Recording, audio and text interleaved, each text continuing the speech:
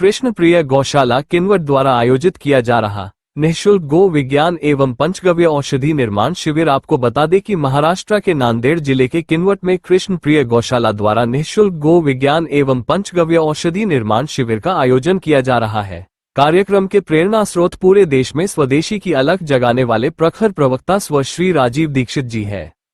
शिविर में सुधींद्र देशपांडे, राजेंद्र देवनीकर, संजय घोगरे आदि विशेषज्ञों द्वारा पूरे देश से आए लगभग 150 प्रशिक्षणार्थियों को शिविर के माध्यम से गो विज्ञान एवं पंचगव्य औषधि निर्माण पर विस्तृत रूप से थ्योरिकल एवं प्रैक्टिकल जानकारी प्रदान की जा रही है। इस अवसर शिविर में उद्बोधन देते हुए मूसा खान ने बहुत ही कारगर बात बताते हुए कहा कि यदि हम अपने घरों के सामने महंगी से महंगी गाड़ी तो खड़ी कर रहे हैं लेकिन गाय माता को नहीं पाल रहे हैं। उन्होंने कहा कि यदि हमारे घर के सामने गाय खड़ी है तो समझो साक्षात लक्ष्मी खड़ी है, इसलिए अपने घर में एक गाय माता को जरूर रखो और उनकी पूजा करो, सेवा करो और एक रोटी जरूर खिलाओ। आइए सुनते हैं क्या कुछ कहना है गाय माता के अन्यायी भक्त और गो सेवक भाई मूसा खान की जुबानी गाय माता की महिमा की पूरी कहानी। पशु के माध्यम से तो बिल्कुल ही देखना नहीं चाहिए। गायों के विषय में जब बोला जाता है तो इसकी विभिन्न विचारधाराएं अपने अपने श्लोक से आती हैं। हिंदुस्तान के अंदर में इनके 108 नाम आते हैं। जिस प्रकार से हम अपने माता का नाम आदर से लेते हैं, गाय का नाम भी उसी प्रकार से आदर से लेना चाहिए। गाय बोलकर नहीं बोलना चाहिए, गो माता बोलकर मान सम्मान के साथ लेना चाहिए। सबसे पहले ये बात होनी चाहिए।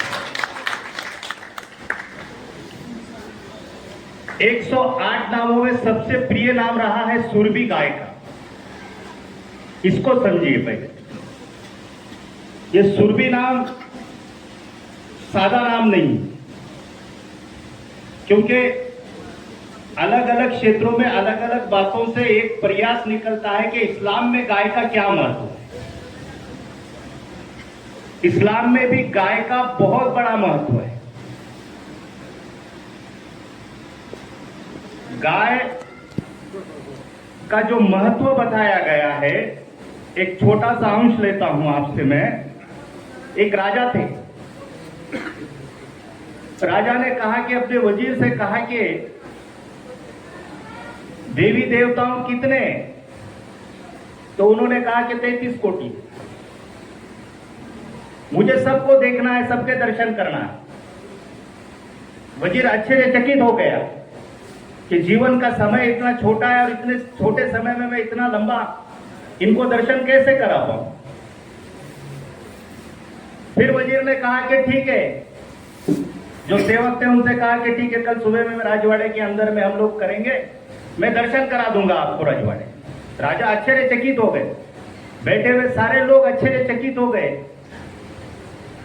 कि ये पागल तो नहीं हो गया कि 33 कोटि देवों को एक साथ में लाएगा। जब सुबह हुई, रजवाड़ा भरा, तो उन्होंने एक गो माता को लेकर आए और उसके दर्शन करवाए।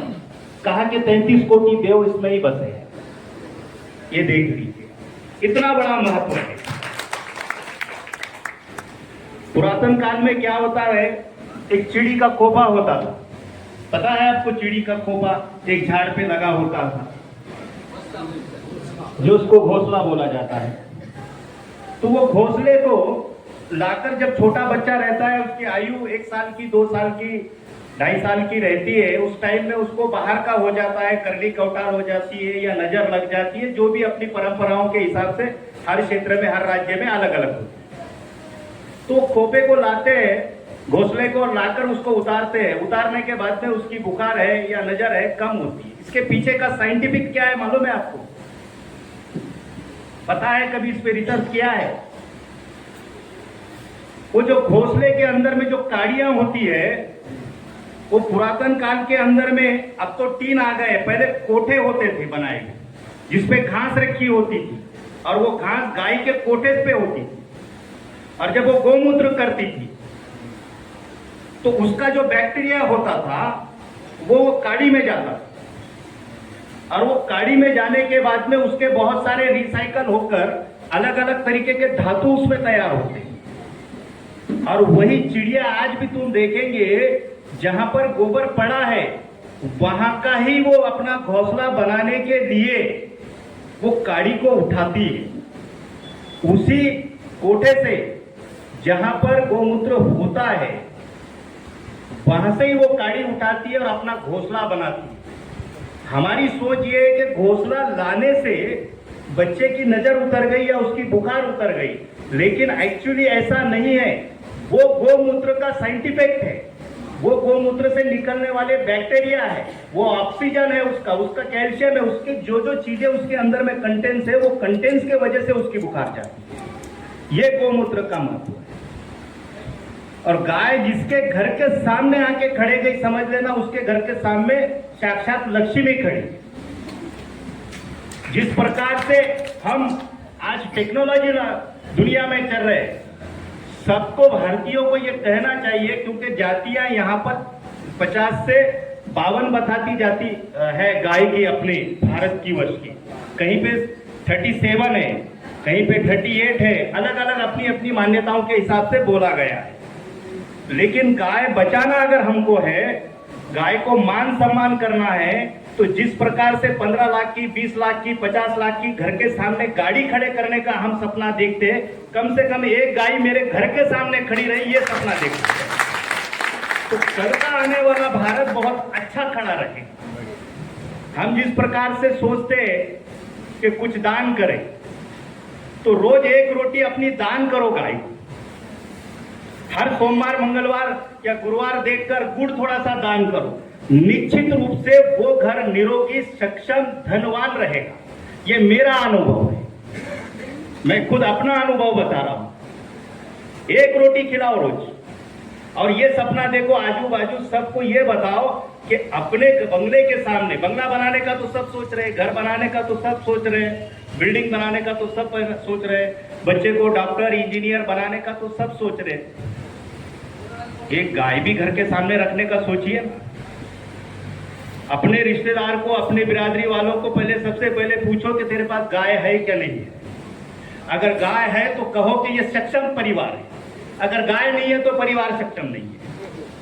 ये हमको करना चाहिए। पहले हर दिशा में अगर दिखेगी गाय, तो इससे निकलने वाला जो बैक्टीरिया है गोबर से, गोमूत्र से, ये सारा जब हमारे महल्ले के अंदर में रहेगा, हमारे गांव में रहेगा, हमारे परिसर में रहेगा, तो हम निरोगी रहेंगे। आज से 60-70 साल पहले आपको शुगर था क्या, बीपी था क्या, बताइए आप। क्या कारण है इसका? इसका कारण क्या है? घरों में गौ माता रहती, हमारे पास की गौ माताएं कम होती गई। जो निकलने जाने वाली चीजें थी, उसमें से हमको जो चीजें मिलने वाली थी, वो चीजें कम हो गई। क्योंकि पहले जब काम करते थे हम लोग, या गाय रहती थी घर के सामने, तो वो गोबर से हमारा लीपा जाता था। और जो जमीन पवित्र है, जहां लीपा गया गोबर से, वो जमीन पवित्र है। शरीर को अगर शुद्ध करना है हमारे, तो 5 तत्व तुमको ढूंढना पड़ेगा। गोमूत्र ढूंढना पड़ेगा, गोबर ढूंढना पड़ेगा, दूध ढूंढना पड़ेगा, घी ढूंढना पड़ेगा, दही ढूंढना पड़ेगा। ये जिस व्यक्ति ने, पापी ने भी अगर इसको ग्रहण कर लिया तो वो शुद्ध हो जाएगा। ऐसी मेरी खुद की मान्यता है। ये आप मानो या मत मानो। और इस्लाम में भी इसकी बहुत मान्यता है। कुछ लोग गलत तरीके से इसको स्टेटमेंट करते हैं या गलत तरीके से इसको दिखाते हैं। ये बात गलत है। जिसको गाय समझ में आ गई उसको पूरी दुनिया समझ में आ गई, और जिसको गाय समझ में नहीं आई उसको मानव जीवन ही समझ में नहीं आया। आप ये बात मेरी मानो या मत मानो। मेरे अनुभव के हिसाब से जिन जिन परिवारों में गाय की सेवा है, वो परिवार आज के रूप में सुखी है। और जिन परिवारों में गाय का दुर्लक्ष्य हुआ है या उसके तरफ अनदेखा किया है, ऊपर वाले ने भी उनको अनदेखा किया है।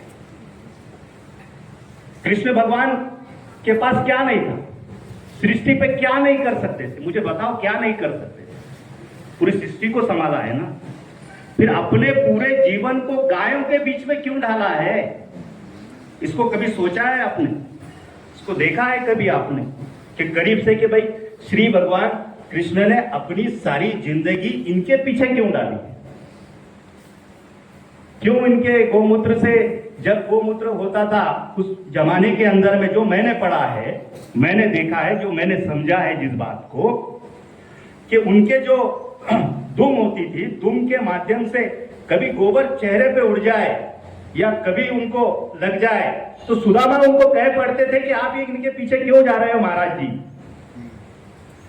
तो वो जब होता तो वो कहते थे कि ये मेरा कल्याण है, कल युग में ये काम आएगा। आज वो काम आने वाली बात है, लेकिन हमको समझना पड़ेगा। हमने क्या किया, एक पशु कहकर अपना प्रॉफिट देखते हैं। प्रॉफिट देखकर गाय को पालना ये मूर्खता है। 50 लीटर दूध दे रही है, 20 लीटर दूध दे रही है, जर्सी गाय देश में ला रहे हैं, अपने गाय को बंद कर रहे हैं क्योंकि प्रॉफिट के लिए कर रहे हैं। वो सेवा नहीं है, वो मूर्खता है। सेवा वो होती है, गाय को अगर आप रास्ते से जाते हुए भी प्रेम से अगर देख लेते हैं तो ये सेवा, और ये सेवा करना सबका कर्तव्य है, मेरा भी है, आपका भी है, सबका भी। जिस प्रकार से बच्चे को हम ये बताते हैं कि तुमको बढ़ना है, पढ़ना है, डॉक्टर बनना है, इंजीनियर बनना है, सब करना है, लेकिन साथ में ये तुम्हारा और मेरा, माता पिताओं का सबका कर्तव्य है कि तुझे तेरे जीवन में हमारी सेवा के साथ गाय की भी सेवा करते चलना है। अगर एक सेवक सही हो गया परिवार में गाय का, मानो उसके पूर्वज वहां पर नृत्य कर रहे, इतनी खुशी होती है स्वर्ग में। अब हमारे दोस्त ने इतना बड़ा काम चलाया है,